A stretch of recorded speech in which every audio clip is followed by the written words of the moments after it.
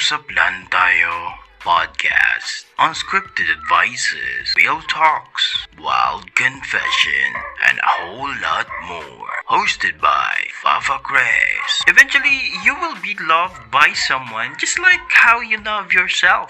UsapLangTayo. Mondays and Thursdays, 4 p.m. On Sundays at 9 p.m. Tara, UsapLangTayo.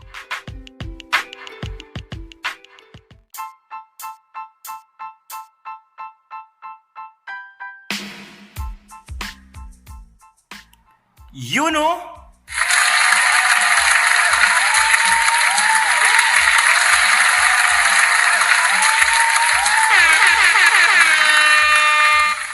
What's up mga fre? It's your Fafa Chris back again with another episode of UsapLangTayo. Another one. Episode 11 na.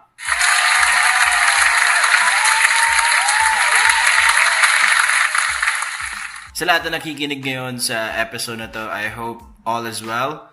Always take care of yourself. Lalo na kung single ka, di ba? Di ba? Naalala ko tuloy yung kanta ni Jose Marichan, yung Mili pa na naman ang isip ko. Ay, mali pala.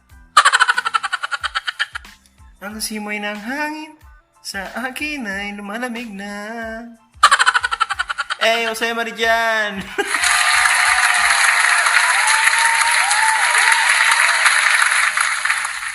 Diyos ko po. Di pa rin nawawala yung COVID, so you're gonna have to take care of yourselves. Make sure na you have a face mask or face shield. Especially kung lalabas kayo or papasok kayo sa work. Huwag sana kayo mabiktima ng mga mga Quaran-Fling, no? Yung nilandi ka lang kasi may quarantine. Diba?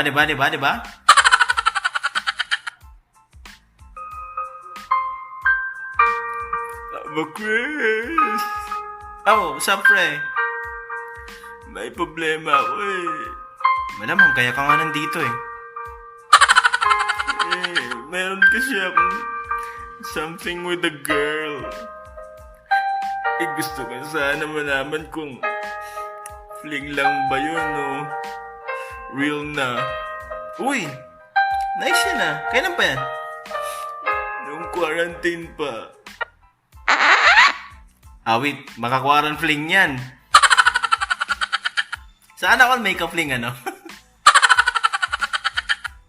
Pengen nga din ka-fling. Joke lang. Huwag kang mag-alala. Cargo kita ngayon sa episode na to. Kasi, ang topic natin is all about Quaran-Fling. Pero bago lahat, shoutout ko muna sila Alex, Robin, Jeffy, Hannah, Chester, Maki. Mga solid na listeners natin yan. Thank you. Mga mukhang Shanghai. Shoutout din kay Tep, kay Casey, Liz, Faith, Victor, Mikey, and Danny ng Kosa na Rambulan. Lahat po yan ay mga malilibog. Joke lang. Si Gian, shoutout ko din yan. Shoutout din natin si Miss Jenna na nagikinig. Malamang tamaan ka dito kasi malaming lumalandi sa'yo, di ba? Haba ng hair niyan eh. So, enough of that, and let's go straight to the topic. Okay? So, mga pre, let's define muna yung salitang fling. Okay? So, wait lang Search tayo. So, sabi ni Uncle Google, a fling is a short period of enjoyment or wild behavior. So in other words, para siyang kind of more romantic than friends with benefits, but not actually a relationship, Parang casual or brief love, kumbaga. So ano yung Quaran-Fling? Okay. Ito po yung yung pag-ibig na namuo during quarantine season. Ayan. Diba? During the times na hindi ka pwede lumabas, bawal lumabas, diba? Sabi ni Kim, Kim Chu. Yung mga time na hindi ka pwede lumabas, bawal lumabas, di ba? Maraming malungkot and, to be honest with you, mas marami din nag-break, di ba? Maraming nag-break ngayong quarantine. Grabe, so there's a lot of, people who was not able to go out but was able to find a, romantic feeling through the use of technology. Diba? Mautak. So, Papa Chris, okay po ba yung Quaran-Fling?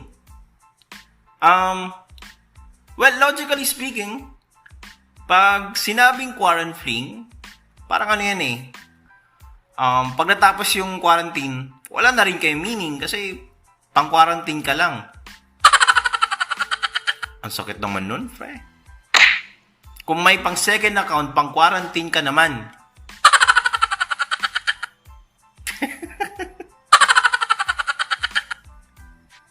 Paano ko malalaman na Quaran-Fling lang yung meron sa amin, Papa Chris? Okay. See, I don't judge this particular thing because, first off, you can never know rather until you know it. What I mean is, who am I to tell you this, na this will not last, or hanggang dyan na lang, or hindi naman kayo magtatagal kasi pang Quaran-Fling ka lang, mga ganun, di ba? Because, fact of the matter is, you can never tell it. Malay mo that the person that you're having a fling with can be the love of your life. Or maybe the person that you're having a fling with, yung the right one na, di ba? Ikaw na ba si Mr. Right?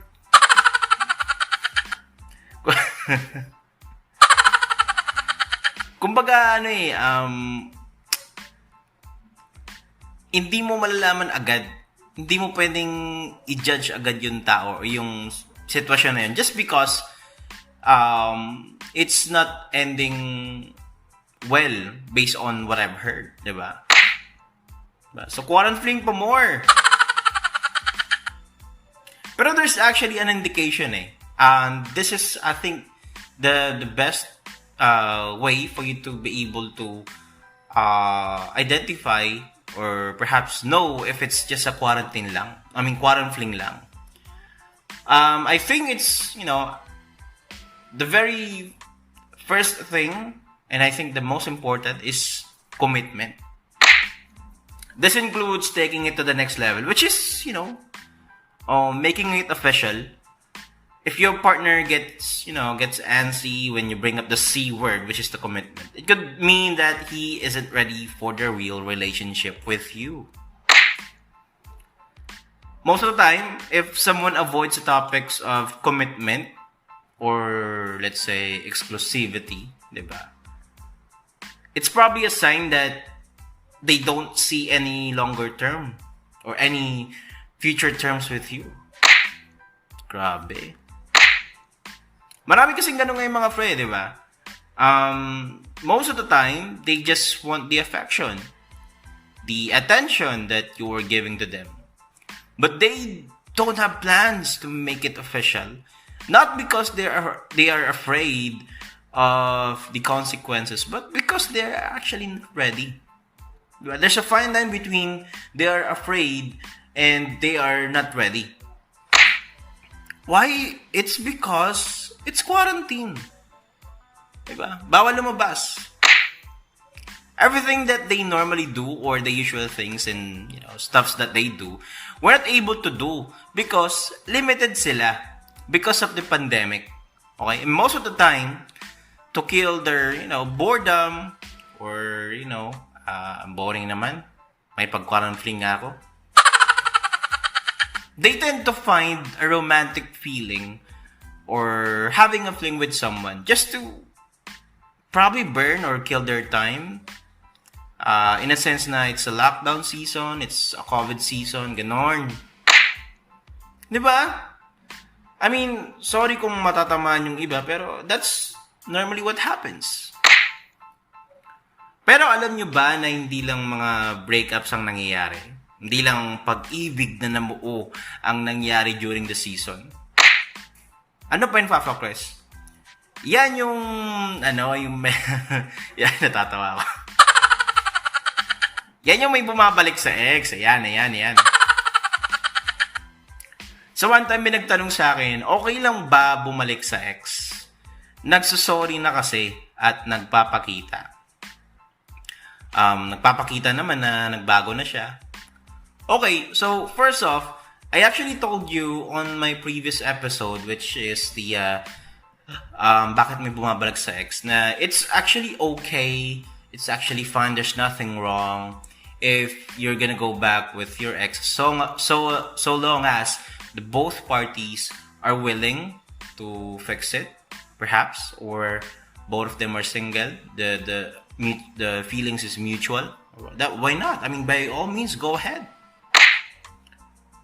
But, okay, the very first thing that I will tell you during this quarantine season is that,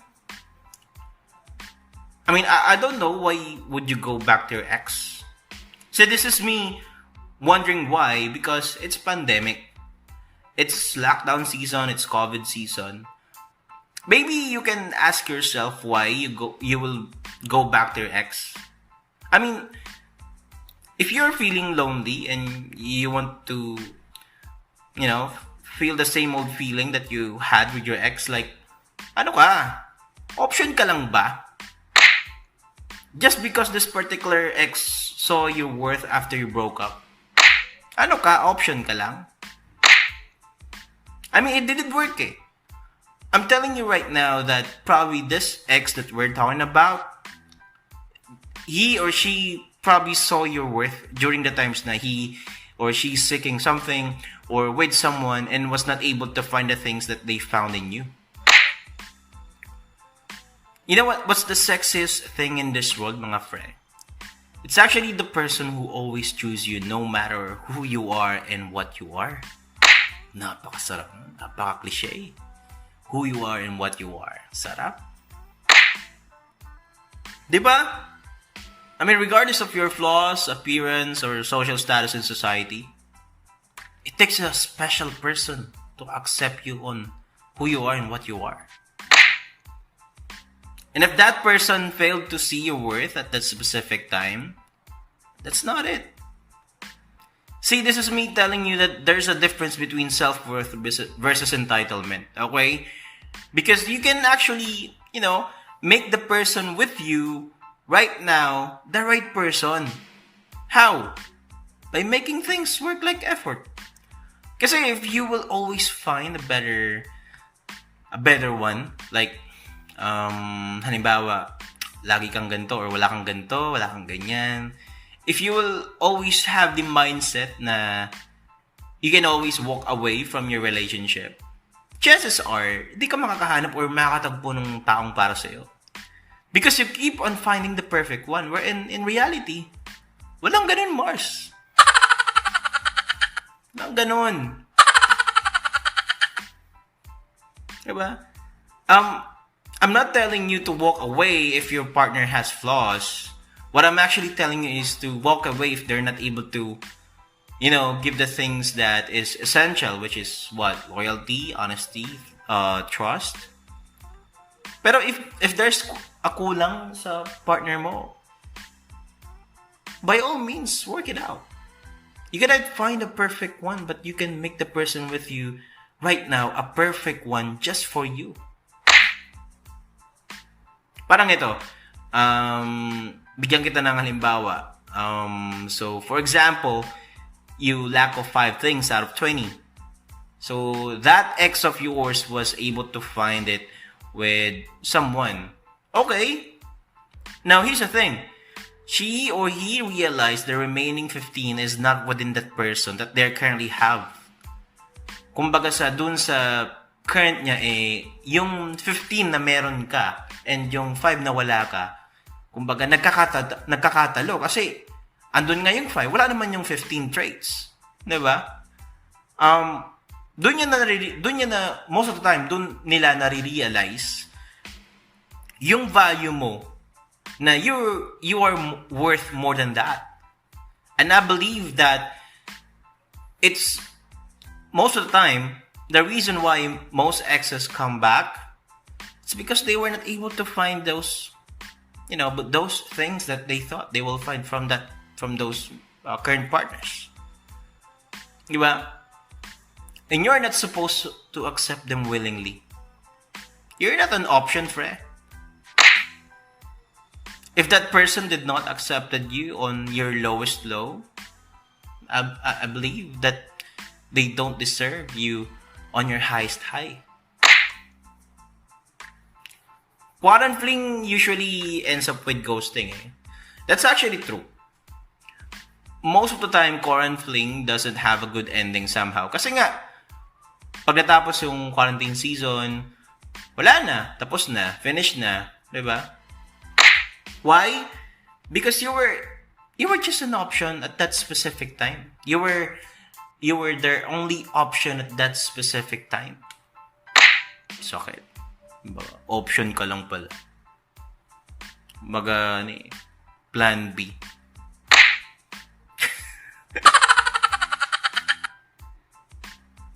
Diba? Kasi, ito I'm always telling you mga friend, love when you are ready.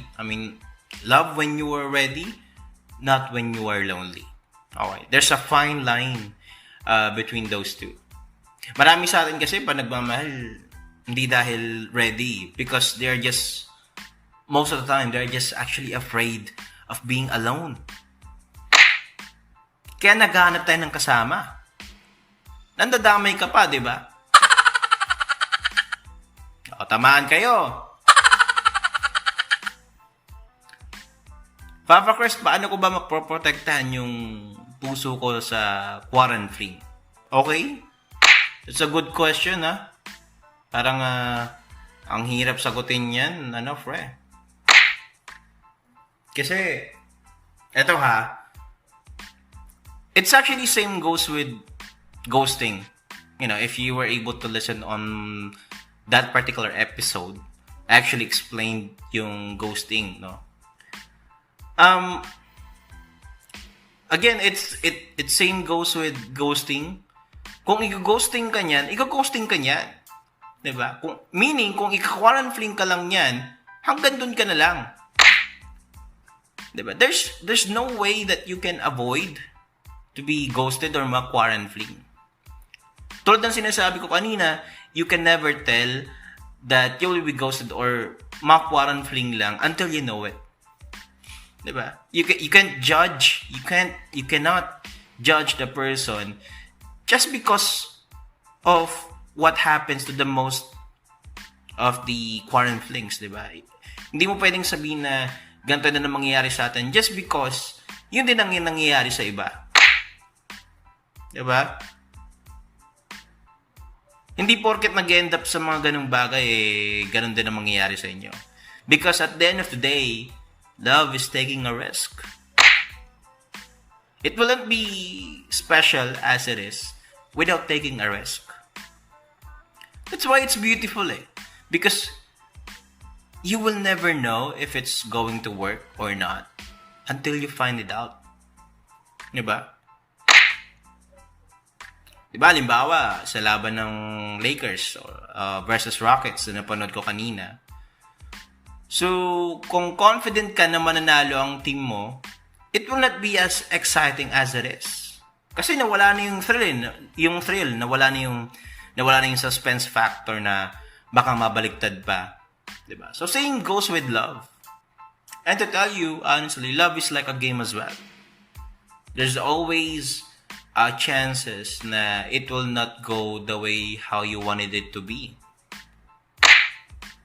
Diba? Andun yung factor na baka i-reject ako or baka hindi niya ako sagutin or baka masaktan ako or what. And that's why you have to be a good player. Not really a player na paglalaro mo yung damdamin ng iba. what I'm actually trying to say is you're gonna have to be a good player in a sense na you have to know the game and know yourself so that you can play along with others. Diba? Parang sounds wrong. Sounds wrong pa rin. Is there a way to guard your heart sa Quaran-Fling? No, of course. In such in such situation like this Quaran-Fling, there's actually no sort of bulletproof method.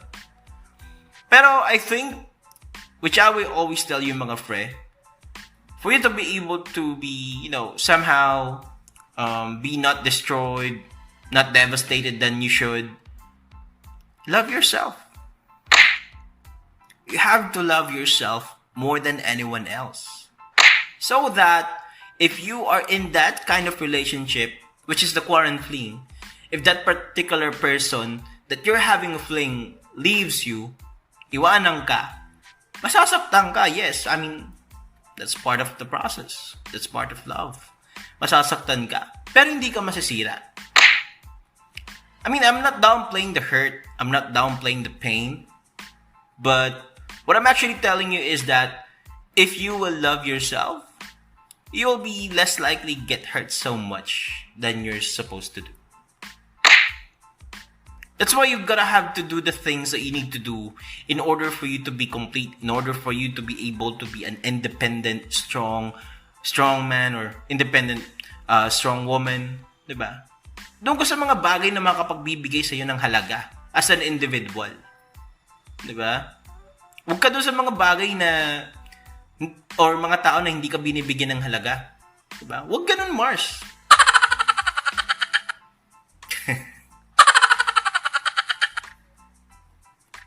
Pansin nyo kaya tayo devastated or sobrang nasasaktan pag iniwan. Because we think that the person or this particular person, or let's say Quaran-Fling, this particular person, paano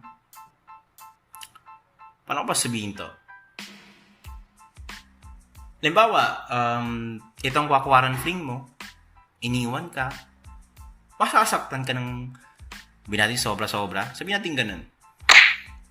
Kasi we think that the person completes us. And when they leave us, wala na, finish na. And I'm telling you na it should not be the case. Ang showbiz, no? Ang showbiz ng salitang "you complete me." Ang romantic niya pakinggan. It's like in a song na, alam mo yun, kinumpleto mo ako or what. But what happens if that person is gone? Yes, it's romantic na you complete me or you're the reason why I'm complete. But do you think it's practical? Do you really think that it is practical? It's ideal, pero nowadays, no. I'd rather be complete without anyone to complete me. Because that's the lesson that I've learned in my past relationships. And gusto ko maging instrument sa lahat so that you as an individual will know that loving yourself is far better than loving someone or have someone to love you back. I know you can and I know you will. And I think that's the best way to control things of like say sa Quaran-Fling na to. 'Di ba? Masasaktan ka pero hindi ka masisira. Kumbaga, you leave me, I don't care. Okay, that's fine. You leave me, okay, that's fine. Kumbaga, I may stumble down kasi you Quaran-Fling me. Teka, parang ang saucy.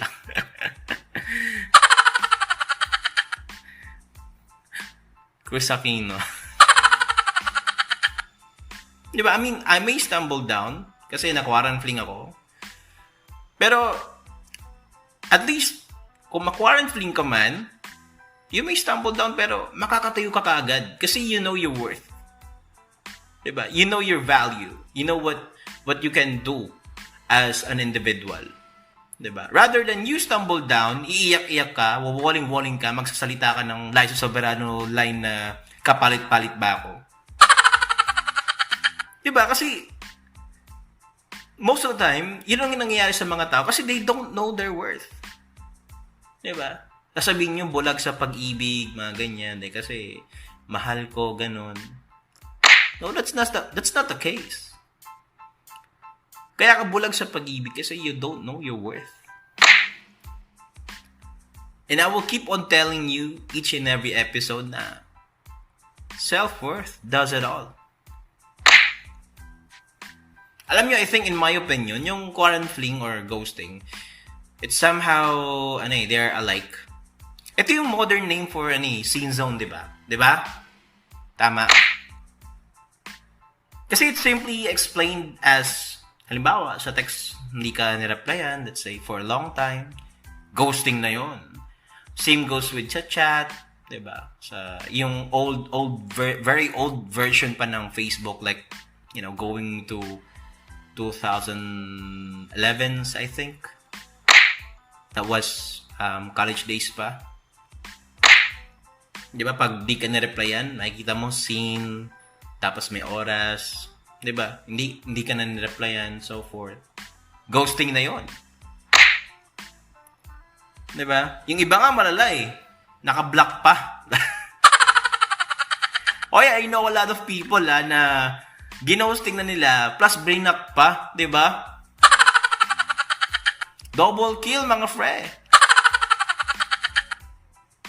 Halimbawa pa is yung sa mga pen pal, di ba? Ba usong-uso yun nung mga kapanawanan ng lolo't lola nyo, di ba? Lolo't lola ko. Because I actually, one of my ex's grandmother, she actually told me a story na ganun daw ang nangyari sa kanila nung kapen pal niya. That was what? Way back 1980s? So meaning, ghosting or yung fling na yan, it's already existing. It's been there. Not really been there, but it's actually existing na even now and then. Normal bang ghosting? Of course not, di ba? Ano ka? Pogi mo dyan or ganda mo dyan, Of course not. It's like you're telling me na we can slap anyone, anywhere, anytime, di ba? Taray, parang promotion, Di ba? It's hindi okay, hindi tama. Kasi kung mag-ghosting ka na lang, better yet,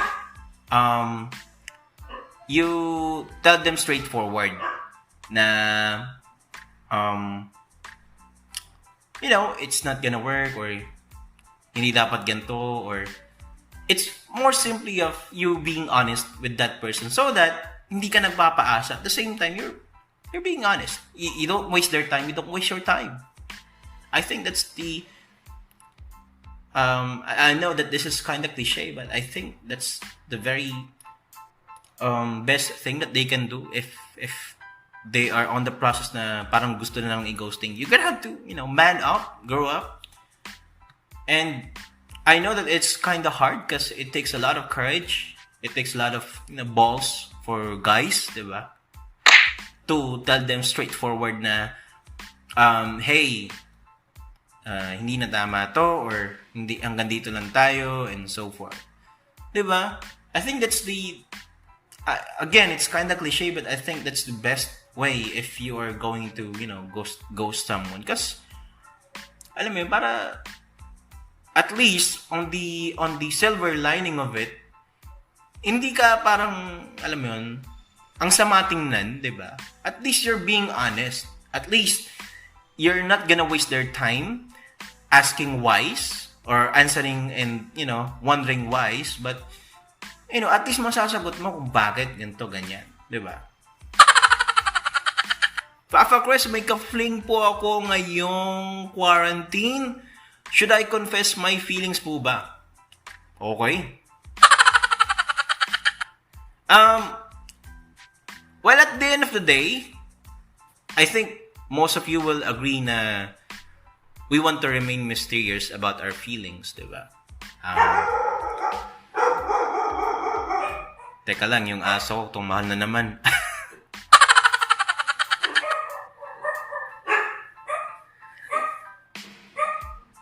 Ay, nako, mga aso na to. Minsan, ang hirap din kasi mag-podcast kapag, malapit yung mga dogs mo sa'yo. Parang, ang sarap nila ihawin ngayon, ano? O, de joke lang, ah. So, going back, Papa Chris, may ka-fling po ako ngayong quarantine. Should I confess my feelings po ba? Yeah, like I said, at the end of the day, I think most of you will agree na we want to remain mysterious about our feelings. Fling a bit, yes, but not to the point na you're putting yourself in a position na parang give ka na. Yung all in, kumbaga. Na parang you're putting yourself in a position na most likely you'll get rejected. It's a matter of how you confess your feelings towards that, someone. And it should turn into a question na not answerable by yes or no. Kasi di ba sa sales, especially sa mga call center agents like me, di ba? Di ba kung nasa sales ka, are you going to, upsell, ask a question na answerable by yes or no? Of course not. You're gonna have to put a twist on it so that it will turn into a response na parang yes, pero not specifically yes, but the specifics of yes. So it's a positive statement. Diba? Position yourself in a statement na you will most likely get a yes, not literally yes, but the word, but the specific of yes, like I said. Paano ba mag-confess si Papa Chris? Parang na-atsit ako. So sige, let me give you an idea on how Papa Chris confess. So let's say I'm gonna put myself on your shoes. It's more of it's more of giving them an intention that you enjoy that they are there. Like, I'm having fun being with you. I like the thought of you being here. But I know that this is more than just, having fun with you. And it's okay if you don't say a thing. But at the end of the day, that's what I feel. And I will do my very best to maintain this feeling or push this further than that. Boom! Ganun dapat. Tama ba yung sinabi ko? Diba? I mean, kasi ako, di ako na, ano ba sabihin to? Hindi ako naniligaw eh. In a sense na, I don't do old-fashioned courting. Hindi ako naniniwala sa ganun. So like I said, that's an example of how I do it. You're just gonna give them an intention that you're okay with them. You're happy with them. That they are, with you all the time. And along with you being yourself. Diba? So like I said, you're gonna have to show who you are, what you are, so that when you ask them, at least they'll have an idea. I mean, so let's say nagawa mo na to. There are two things na mangyayari. I mean, if that person likes you well enough, they will respond to that in a positive way. On the other hand, if they told you na, sorry, I'm not feeling the same thing, it's fine. At least you're not going to, waste your time or waste their time as well. Diba? Ganun dapat. I mean, it's okay to have feelings to that specific person na nakaka-fling mo, but The reason why kaya tayo nasasaktan is because we feel entitled na dapat same din yung feelings nila towards us. Na dapat, kung anong nararamdaman ko, dapat ganun ka din. And hindi nila kasalanan yun. Fact of the matter is, mabilis talaga tayong ma-fall. Alam mo tawag doon? Marupok. Doon nagiging pangit yung Quaran-Fling pag may expectations na, to be honest with you. Diba? Kasi expectations are actually far worse than breakups. Kumbaga, andun na lahat eh. Yung, alam mo yun, yung akala mo ito na, siya na, umasa ka na, tapos malalaman mo hindi pala. Napakasakit. Diba? Expectations are actually far worse than breakups because you already realized or you already formed an image on your mind na this guy or this girl will be the love of my life, that he or she will be with me till the end of the days. Diba? So the bottom line here is that if you are in a Quaran-Fling and somehow they left you alone, na ghosting ka, some reason, you should choose yourself all the time. So that when your ka-fling ghosted you, teka, ang saucy na naman. So that when they leave you, if they're gone, by all means, I don't care. I can handle myself on my own. I know my value. Diba? And you're gonna have to treasure these experiences, mga fre. Because this will make you a complex person. Diba? Kumbaga, the pain, the hurt, the sorrow, the tears that you felt before, or I think right now, somehow it will give you a good thing. It's like an armor that you can, that you can use moving forward. That will actually make you strong moving forward. Diba? Diba? I mean, complexity in your individuality, I believe, is sexy. And who knows, diba? Someday it will lead you to the right person who will love your complexity. Diba? You're just gonna have to accept the fact that some things will not go the way how we wanted it to be.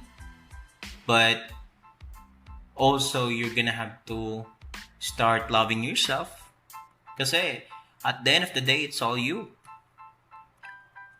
No one else. Diba?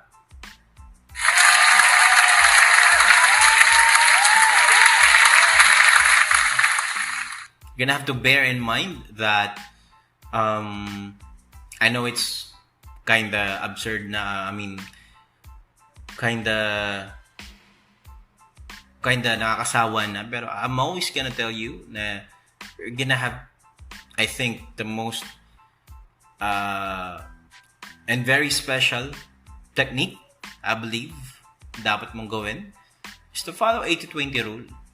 So that you have an 80% spare to give and a 20% to save for yourself. So that when the shit hits the fan, at least hindi ka masasira. You can still stand on your own.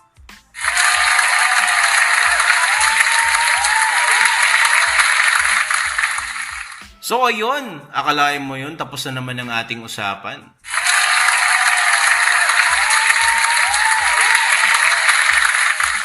So for those peeps na nakikinig, please do follow me on Twitter. That's at ULT, uppercase ULT, and then lowercase TALKS. That's ULT Talks. On Spotify and Anchor, search nyo lang yung UsapLangTayo. Of course, on YouTube, search mo lang din UsapLangTayo, hit like and subscribe ka na rin para updated ka sa mga susunod na usapan natin.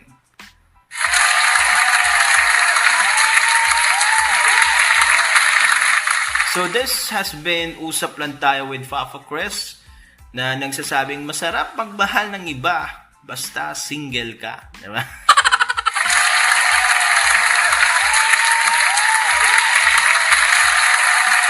Papa Chris signing out.